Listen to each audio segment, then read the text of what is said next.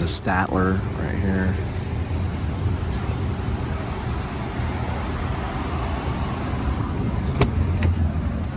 All right, we're gonna check out where JFK got shot.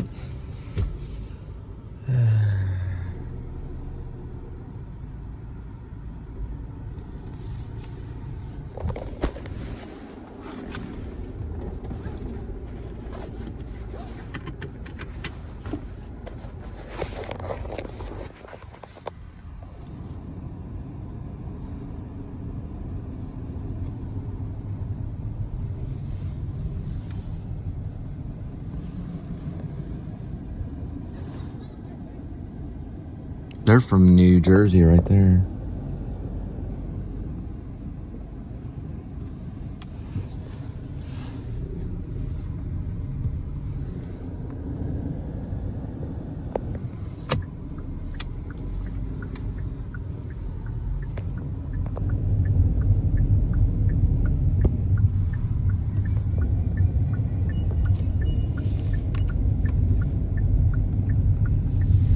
So we're turning on Harwood.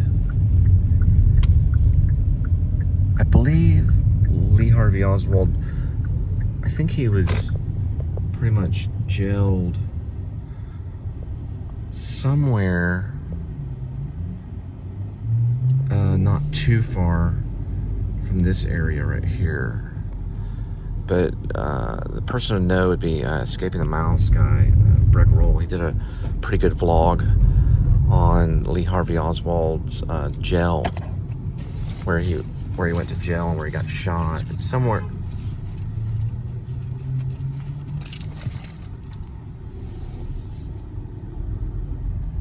We're gonna pass the Majestic. It's right here. It's known as the Majestic. So about 2 years or 3 years ago, John Cusack brought in some movies there. I think it was like Say Anything or something like that, and he did a tour. This year I think he went somewhere else. This year he went to Dallas too, another area. And then also not Wilco, but the lead singer of Wilco, Jeff Tweedy, played there too at the Majestic a few years back. If you're familiar with Wilco and Jeff Tweedy.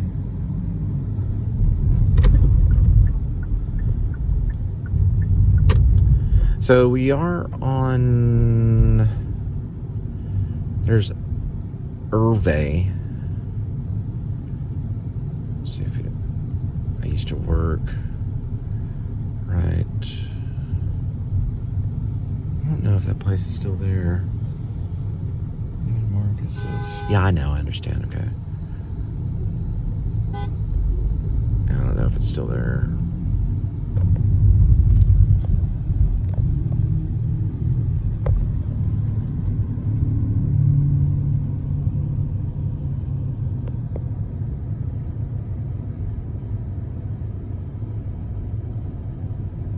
It's off a Stone Place where I used to work, I think. I'm gonna go into, there's a garden right there.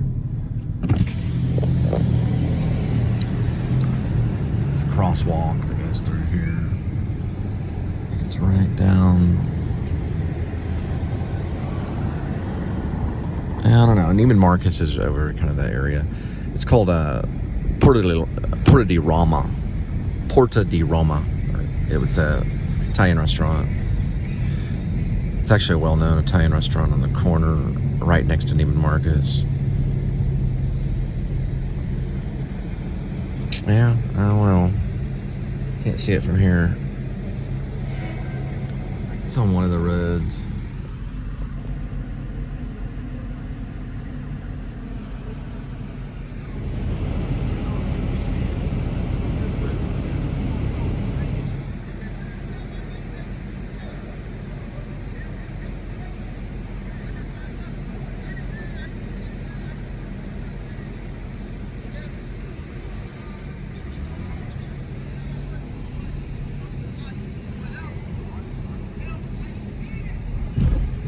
That's kind of bumpy. They didn't fix that one.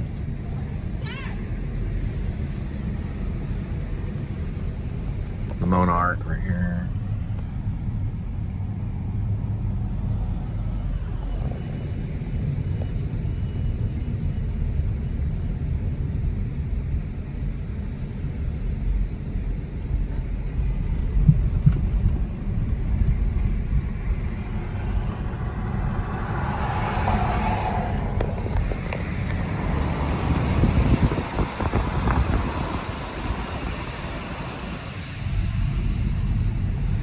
Bank of America building.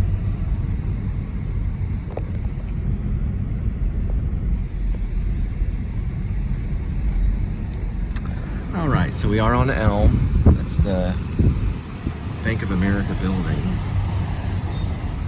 All right. Alarm went off. Forgot all about them alarms. Gotta set it up to where an alarm goes off. Anyway, so we're gonna be approaching on Elm.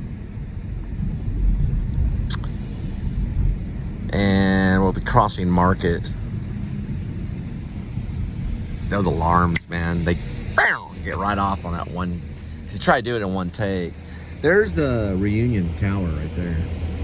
We're on Elm. See Elm right there. There's Reunion Tower.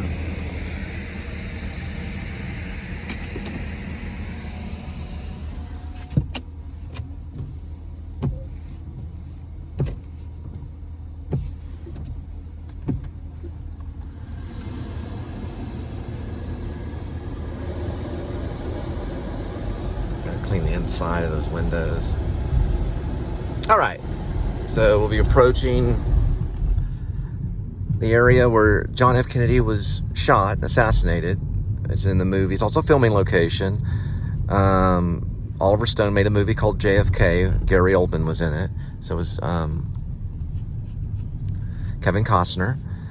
And also another movie was a home movie by Abraham Zapruder. Anyway, the 6th floor is right there. And he was, JFK turned right here on Elm, leaving Houston, and waving. He's waving right here. First shot rings out, boom, right through the throat, grabs his throat like this, boom, another shot happens, skips off Elm, boom, third shot right in the freaking back of the head, killing him. Boom, they love it. Golly, it's only a few seconds out of the day. Anyway, he gets killed. He dies at Parkland around lunchtime. 3 days later, Lee Harvey Oswald is killed by Jack Ruby, leaving the jail, Dallas jail, in the basement of the jail. He was, Lee Harvey Oswald was interviewed on national television, on the news, claimed that he was only a patsy. And one of the people believe that that's where one of the snipers was, or one of the secondary snipers. So there are always conspiracy theories.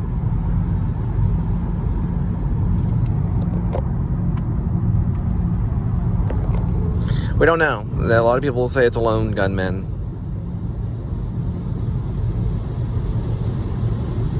So it's hard to say. You know, if Lee Harvey Oswald was the only gunman, but most believe that that's the case. Then I also met David Lynch in a movie theater whenever he was airing Inland Empire, or he was premiering Inland Empire at the USA Film Festival. And afterwards, there was an after party at the W, wherever the W is, somewhere back there. And I couldn't see him at the after party, but I did see him at the opening of Inland Empire, and I got to talk to him about script writing.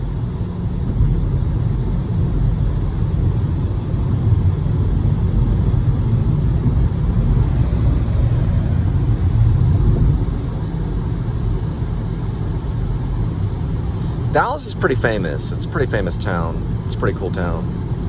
But yeah, Inland Empire, it premiered at the USA Film Festival right there at the west side Dallas, West Magnolia area or something like that, the theater. I have to go to that theater and see a movie and then do a little vlog on it. But also there was an original movie I was in called Butterfly a few years back. I think only like 4 years ago. And I played a part. I did have a part in it. And it was aired on Amazon Prime. And I played the Russian security guard. And I was killed by one of the lead actresses in it. Not like really killed, but I wouldn't be talking about it, but my character was killed because she was trying to escape, and she grabs me by the throat and kills me. She's a martial artist named, her name is Corvina. Gabby. First name is Gabriela Corvina. She's a martial artist from the Philippines, or ancestry from the Philippines. Her father's an instructor that owns a bunch of dojos. And, you know, the stick fighting, where you do stick fighting. And she made a movie, and I found it on Backpage. I'm going to try to get back on the Backpage again, try to do more work. Probably here pretty soon, next couple months or so. Try to get back on it. It's like an online agent. Anyway, headed over, see Linda and the cat.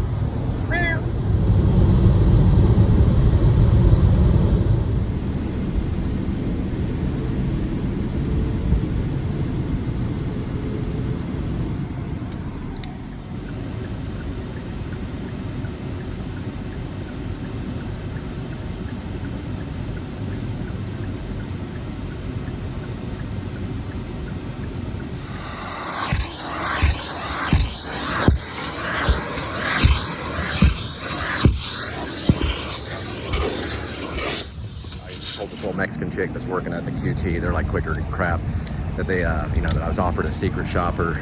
I'm not gonna say what company, but at the QT they usually give out cash.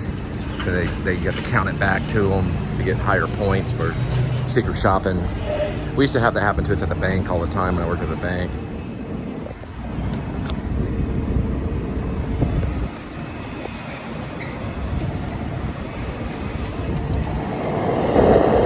We're going to be transitioning to a new career field. When we're doing this, it can be kind of stressful. So the average hours now range between 5 to 8 hours a day, 5 times a week. We may change for a little bit to 15-hour days just for the transition to go over, right? So what that means is that we may be doing 15-hour days. Now, I'm not really scared about the vlog because I do consider this kind of a work vlog. I don't call it a work vlog, but it kind of is right now, because I don't really go to filming locations and spend all day 8 hours at a filming location. You know, this is more of my daily life kind of stuff that you're watching. It's a different type of vlog, but I you know, I think it'd be interesting to go to a filming location and spend the whole day there and things like that. It's just not something that I'm really that interested in. I'm more interested in just vlogging my life. So when I mean 15-hour days, it may mean that we may be going to the airport at the crack of dawn, like before, you know, right before the sun rises, you know, and then we would be dropping Linda off to, you know, her destination, and then we'd be showing up to the new career field. And this is just kind of like, for the reason I'm doing this is just because I'm not going to really talk a whole lot about my new career, but it is a sales thing. So everything in life is sales, you know, everything in life is business. So I want something secure that I can rely on. You know, it won't be a whole lot before I transition. And this could lead to me making possibly 6 figures pretty soon here, which I've never done in my entire life. I've never made more than $38,000 in 1 year. I'm not gonna lie to you guys. In my entire life. Now, last year I think I cleared just about 20 or 21,000, which is not very much. But I think when I did very well at the bank, I think one time I cleared $38,000 for the whole year, which is not anything to really sneeze at. I mean, it's not that good, you know. But we might be switching over where we'll be doing like 6 figures, you know. The guy I talked to, he said that he had been, you know, kind of poor most of his life, or a lot of his life, and then all of a sudden he saw a $50,000 month, you know, and it changed his life on how he looked at things and stuff. So, I mean, to make $50,000 in 1 month, you know, and I'm not saying that that's going to happen anytime soon, but there's possibilities and stuff like that. I'm not saying that that's what I'm making, but that's still pretty good, because I heard a rumor that Adam the Woo only makes $1,000 a day. You know, but I don't know if that's true either. But that's still pretty good for a vlogger, because he's clearing $7,000 a week. That's still good. That's still 6 figures. You know, you can still do a lot on that. You don't have to make millions of dollars in this world to, you know, in this life to be happy. Although it'd be interesting to be able to fly off to exotic islands and, you know, buy expensive cars and, you know, all that stuff. It would be would be an interesting thing, but we'll have to see, and so there's going to be like a change, like there has been some changes in the vlog, I'm no longer going doorstep to doorstep dropping off Kentucky Fried Chicken or whatever, so things are going to change, and I kind of wish, to be honest, that I could have had this type of camera and this type of technology back in 2001 when I was at the Actor Studio, although the Actor Studio wouldn't appreciate it, They're very secretive about their school. And I did, believe it or not, have a video camera with me when I was at the Actor Studio. It just didn't have a battery. So I had to plug it into a wall in order to turn the video camera on. So I was only able to vlog inside my dorm room. I wasn't able to get footage of the city, of New York City, of 9/11. I had a disposable camera with a limited amount of, I was living on a tight budget, basically eating bread out of clear plastic bags sometimes. I was eating throwaway bagels and stuff. It was really tough. And I only was shadowed waiters, so I didn't really have any steady income when I was in New York. I was just a student studying. Now, I did try working on Irving as a waiter, and I did try to work as a waiter at a place called Patriot. It was a restaurant. It was a really fancy restaurant. And I almost joined a Jewish telemarketing team with my friend Modi and Alok. But other than that, I was just studying, living on an income of almost like $70 a week. It was like really tight. I did have my dorm room covered, so I didn't have to worry about, that aspect, because the place I was living at was covered, so I didn't have to worry about coughing up $700 a month. And that was cheap back in 2001 to live in the city and to pay $700 a month. And it was only for a room, but I lived in a flat. And that was very, very cheap. That wasn't expensive at all. You could get a place anywhere, for that. And it was an apartment. There was a kitchen and all that kind of stuff. But I just spent the time studying acting, reading plays, doing acting exercises, yoga, lots of exercising, reading a lot of books on Strasberg and Stella Adler, and reading plays every day and memorizing scripts. And that's all I had time for. I did go and see movies, and I would go to NYU library, the Bulbs library, and I would read books and plays and watch movies there, because as long as you had a library card, you could watch movies. And I would watch these old movies that were made in France, and just James Lipton, who was our dean, he would recommend movies, and then we just hear around town what movies to watch, or we would listen to the actors talk about movies, because famous actors would show up at our school to be interviewed for like 4 or 5 hours, and they would talk about movies and stuff, and then I could go over to NYU, the Bulbs, and watch the movies that they recommended. Now, I almost got to see Martin Scorsese interview the second year, but I had already got kicked out, so I had to leave and come back to Texas. But he would have recommended some movies too, probably. And anyway, and I think a few movies that I did watch, one of them was the original 12 Monkeys. It was the French version of it. I forgot the way to pronounce it, but they made a 12 Monkeys with Brad Pitt and Bruce Willis, but this was the original French 12 Monkeys. And I got to see that, and Cocteau. I got to watch some Cocteau movies and read some really old plays that were written by Southern playwrights, and even a freed slave playwright, like August Wilson kind of thing. I got to study a lot of different stuff at the Bulbs library. I used to bring in little French loaf bread, which was not recommended in that library because they'd have a problem with rats sometimes. But I'd keep the bread in a little book bag, and I'd go in there with some cream cheese, and I would have lunch in one of their reading rooms, and then I would go. I was always in there. I'd see, what's interesting is I saw Porna there one time. Jagannath. She's almost famous, really. She's kind of famous. She's one of the other famous actors that came out of that era of the Actor Studio. I remember seeing her. I remember now. Look, that guy's throwing rocks right there. Throwing rocks. Son of a gun. Yeah, I was in Bulb's library, and I was looking around for certain books and certain plays. There she was. It was Porna Jagannath. She's been in like different television and movies and stuff like that. She's also another famous actor that has come out of the Actor Studio of Cohort 8. Of course, Bradley Cooper was with Cohort 5. But I did see her, and I ran into her, and that library is really cool. And I was like, "What are you looking for?" And she was looking for a play or whatever. And I was like, "Oh, okay, yeah, cool." Because I think we were in a few classes together. Probably a theater history class and a voice class, probably. Anyway, those are the kinds of things I did. I don't even know why I'm really talking about this right now. I had a point. Let's just say that the point was made somewhere in the mix.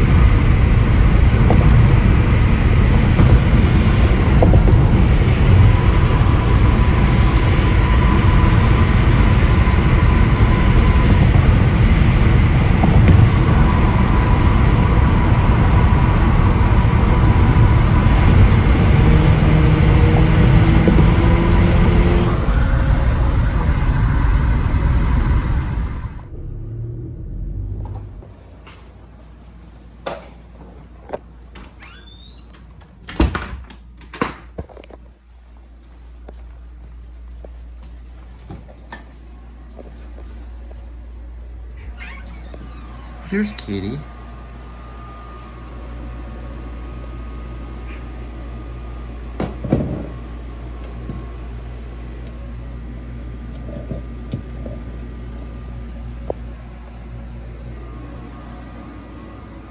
Hello.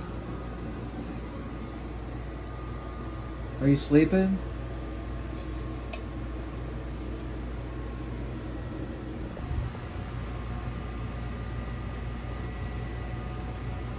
Sweetie.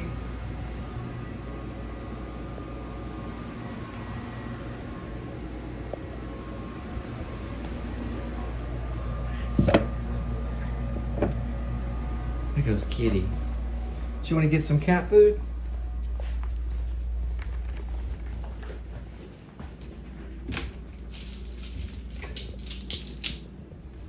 So I am watching 1923, and I found out Taylor Sheridan was also behind Yellowstone in 1983.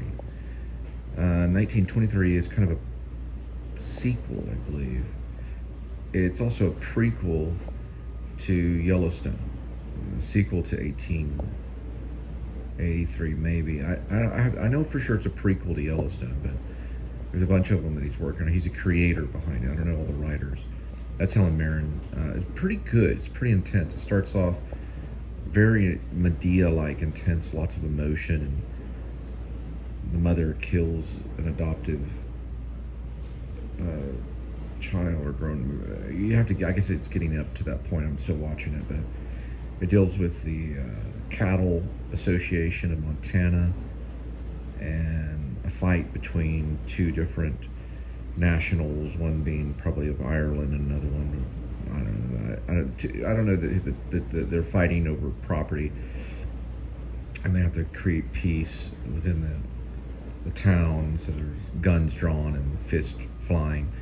And then it switches over to a nunnery for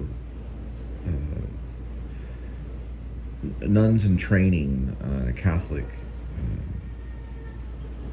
I guess it's kind of a Catholic school for young women that are mostly Native American, and it shows intense child abuse that, you know, Stephen Patrick Morrissey would even kind of shy away from. But you know, the nuns abusing the Native American young teenage women, or, you know, young ladies, and then one lady's brought in to see a priest who beats the nun and then beats the young lady severely, and then you see a bathing, all these women that are nuns or nuns in training getting bathed. It's very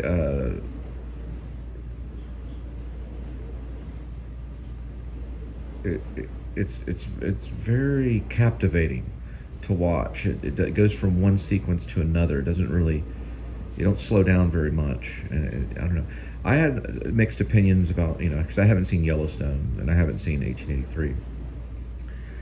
But this looks pretty good. It looks like a pretty good one. Now, I know in 1883, I think Sam Elliott's in this one. This one also is 1923, also during the Prohibition time, right in Montana, and also a few years before, well, about 7 years before the stock market crashes and the Great Depression happens later in the 30s.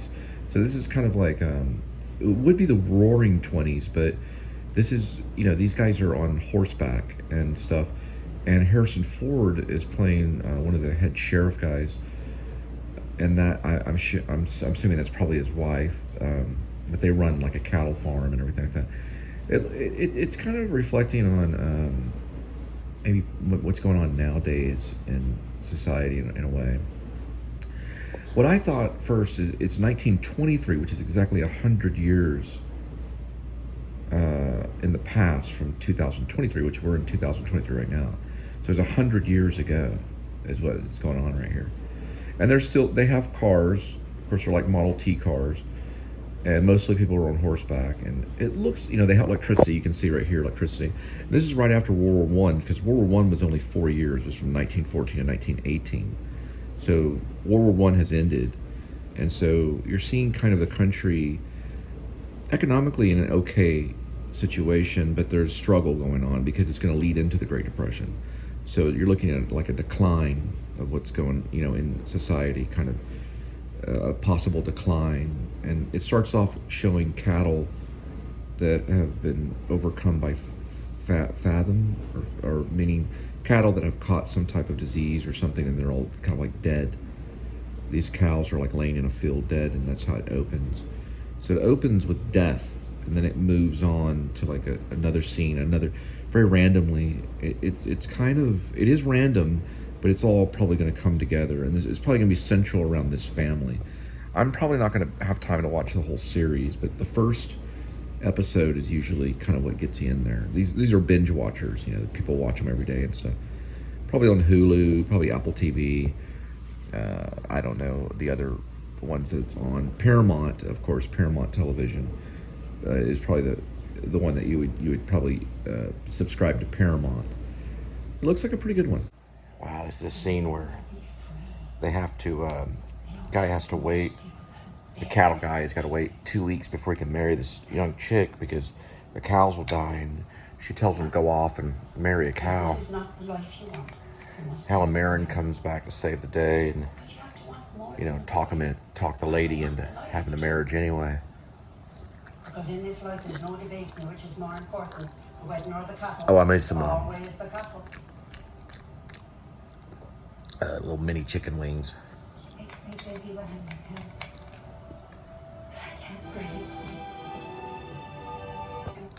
Man, this 1923 is good. A binge watcher for sure. It's like a heightened soap opera. Helen Mirren's good though. She's a good actress. These are, I I don't know what kind of sauce they put on it. But you can micro them for 7 minutes. Very impulsive. You take me to. Or little chicken wings, kind of like Wingstop kind of thing. They put something on them.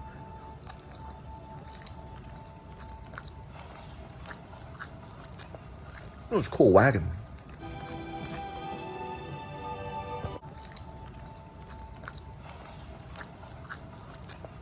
Oh, it's a cool wagon.